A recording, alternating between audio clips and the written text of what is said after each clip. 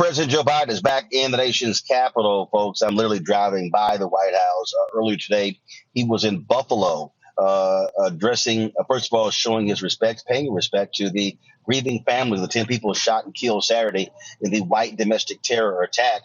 In addition to that, President Biden also spoke about white supremacy and its impact on this country and what needs to be done to get rid of it.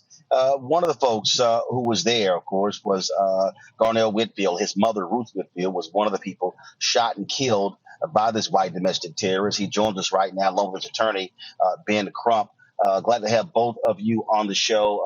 Certainly our condolences, Mr. Whitfield, for what you have had to endure. You're the former fire commissioner there in Buffalo. It is always a difficult task for any sitting president to have to deal with a national tragedy such as this. So if you give us just an indication of how he was received by the families in today's visit to Buffalo. Thank you for having me. President Biden was certainly welcomed here. We're very grateful that he came, expressed his condolences, and identified this as a national issue.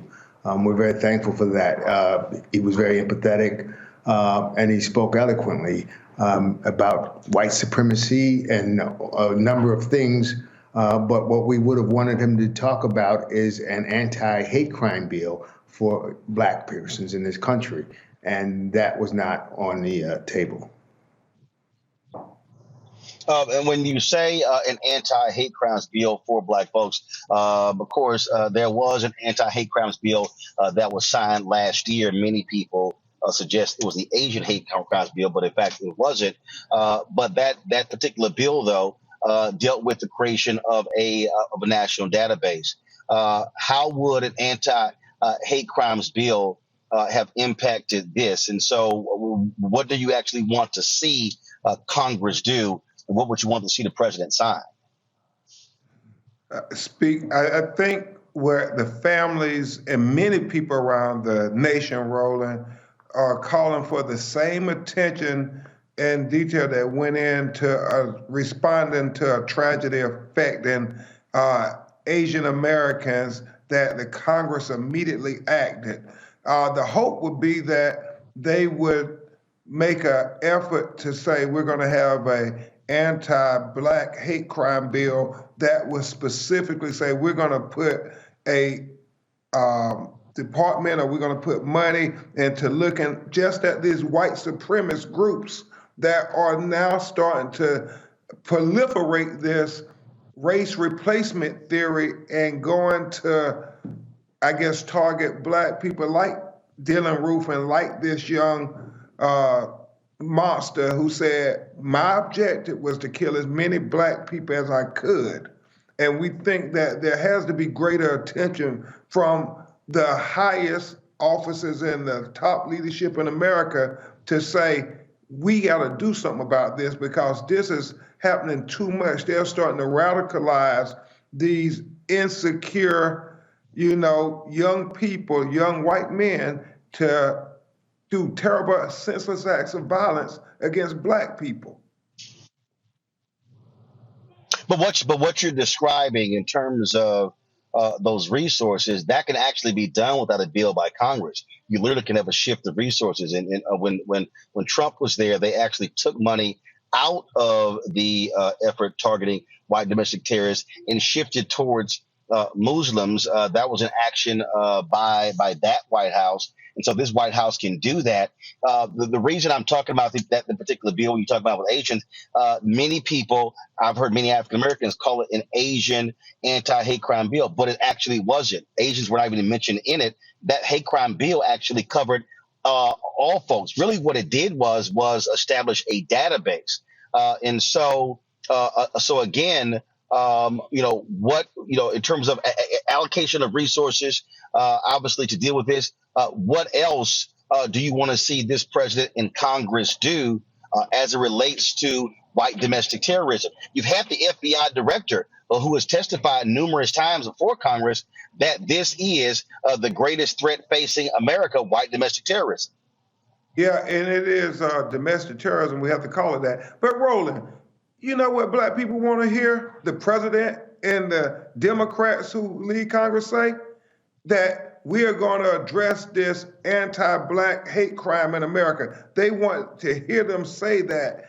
Oftentimes they don't say that. When it's something where Jewish Americans are attacked, they literally come out and say that. And we keep, saying we got to give our people a reason to go to the polls and vote in these midterms. So this was an opportunity. We believe that President Biden should have tried to do everything in his power to assure black people that I'm speaking directly to this issue for your benefit, because I know he wants our support, and they need to demonstrate support and a throated commitment. It should be no question what he's going to use his bully pulpit for on this issue.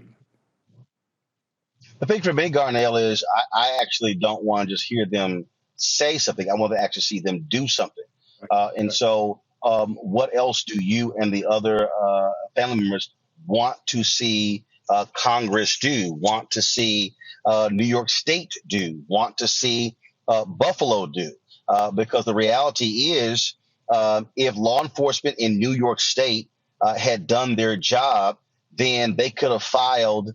It could have filed the proper paperwork that would not have that would have prevented this 18-year-old man from being able to access a gun.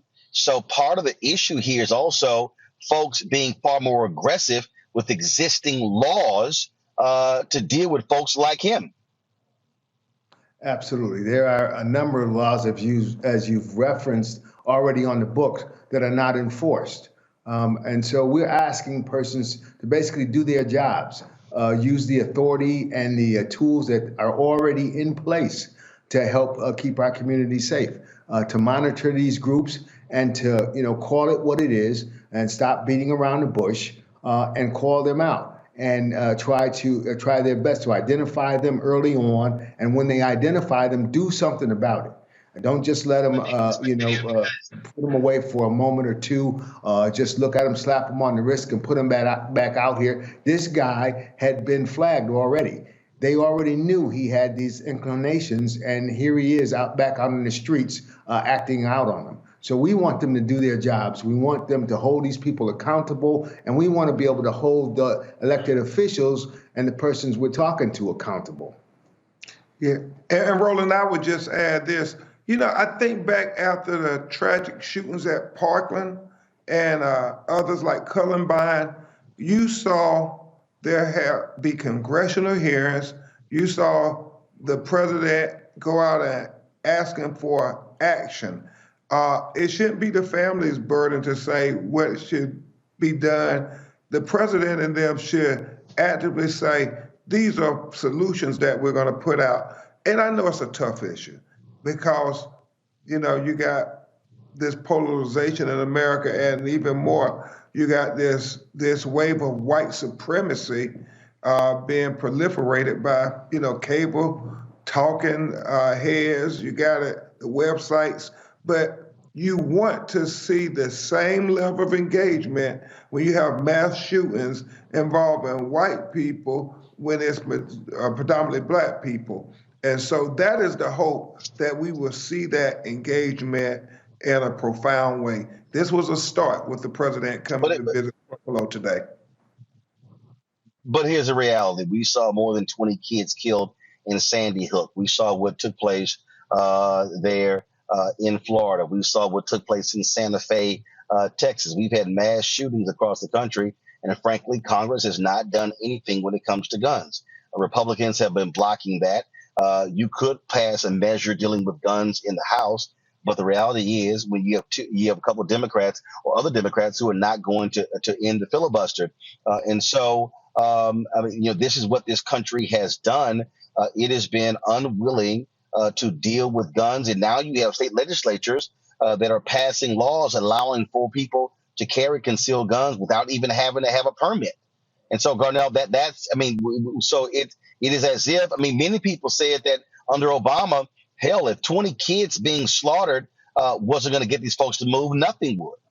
And of course, and ever since then, after that, we saw Mother Emanuel, 9 Black folks killed there. Now what just took place in Buffalo Saturday, with 10 killed as well. It is as if politicians on the federal level do not want to deal with guns. In the president's speech, he talked about when they previously outlawed assault rifles. The question is, can it happen again? Well, we certainly hope it could happen again. And again, I as a victim should not be charged with coming up with a solution to this. We have elected officials whose job it is to legislate and to make sure that they protect us, and they're not doing their jobs. And we're going to try to bring whatever pressures we can to hold them accountable, whether it's at the polls, whatever it is, whatever we have to do to become active in this fight. We want to do that. That's what our family has decided to do. That's how we're going to channel our energy, our anger, our hurt, our grief into trying to help move this ball forward. And then that, of course, is one of the things that is so important. And so we're going to keep, again, pushing the issue as well. Hopefully, you'll see some action by Congress. But when it comes to whether it comes to guns, when it comes to white domestic terrorism, this certainly has to be on the front burner. That is critically important. And so we'll see what the next step is from President Joe Biden as well as Congress. Garnell, we appreciate it. Attorney Ben Crump, we appreciate it as well. Thank you, Roland. And she was an angel of a person. Yes, she was. All righty, then. Well, again, condolences to you, your family, as well as the other families who have lost folks in this tragic incident. Thank you, Roland Martin. Thank you.